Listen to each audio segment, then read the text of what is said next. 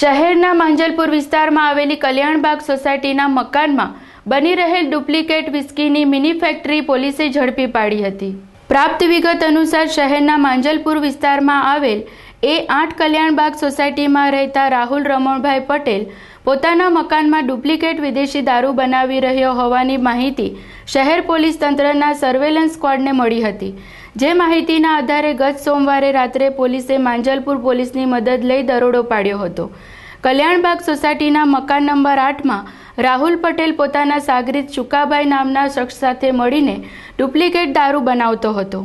આ બંને royal સ્ટ્રેગ whisky અને કિંગ વિસ્કી શહેરના બુટલેગરો પાસેથી લાવતા હતા। આ ઉપરાંત તેઓ રોયલ સ્ટ્રેગ વિસ્કી અને કિંગ વિસ્કીની ખાલી બોટલો ભંગારની દુકાનોમાંથી લાવતા હતા।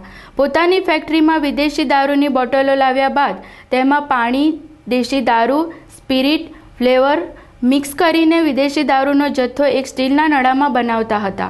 ત્યારબાદ તેઓ ભંગારની દુકાનોમાંથી ખરીદી લાવેલ રોયલ સ્ટ્રેગ વિસ્કી, કિંગ વિસ્કીના ક્વાટેરિયામાં ભરતા હતા અને તેમાં ફેવિક્વિકની મદદથી તેઓ તેના ઉપર ઢાંકણ લગાવી સીલ મારતા હતા અને તૈયાર થતા ક્વાટેરિયા વેચતા હતા।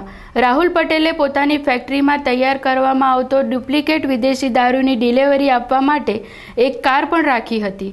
પોલીસે આ ગુનામાં રાહુલ પટેલની ધરપકડ કરી છે। આ સાથે પોલીસે ફેક્ટરીમાંથી ક્વાટેરિયા, સ્ટીલનો નળો, વિદેશી દારૂ ભરેલ કાર્બો, દેશી દારૂ, સ્પિરિટ, મોબાઈલ ફોન, એક ફોર્ડ કાર વગેરે કુલ્લે મળી 1,86,501નો મુદ્દામાલ કબજે કર્યો હતો। માંજલપુર પોલીસે રાહુલ પટેલ અને તેના વોન્ટેડ સાગરીત શુકાભાઈ સામે દારૂબંધીના નવા કાયદા સાથે કાર્યવાહી હાથ ધરી છે।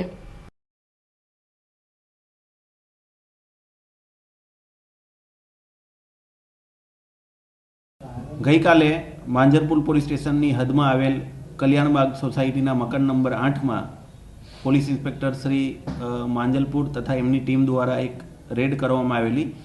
જે રેડ કરવામાં આવતા મકાનમાં રાહુલ રમણભાઈ પટેલ નામના ઈસમ મળી આવેલો અને એના એ રહેણાંક મકાનમાંથી પોલીસને કુલ સ્ટ્રોંગ કિંગ વિસ્કી ના ક્વાર્ટર નંગ 456 મળી આવેલા।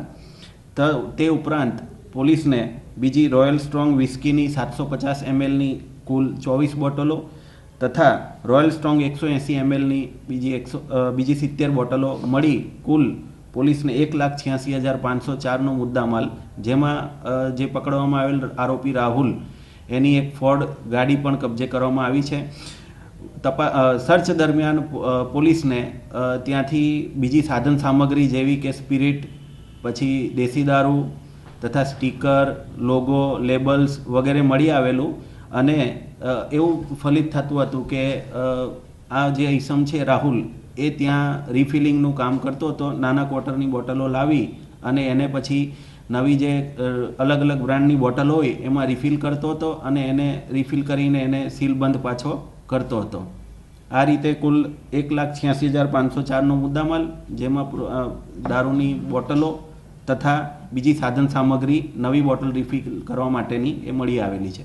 સર, આ બધું ક્યાંથી લાવતો હતો એ કંઈ જાણવા મળ્યું? હાલમાં તપાસ ચાલુ છે, એટલે તપાસ દરમિયાન એ બધી વિગતો મળી જશે। સર, આ મિની ફેક્ટરી જે ઝડપાઈ છે અને એ જાતે જ બનાવતો હતો, એટલે માની શકાય કે કોઈક લઠ્ઠાકાંડ જેવું કોઈ કામ ઘટના સર્જી શકે છે કેમ?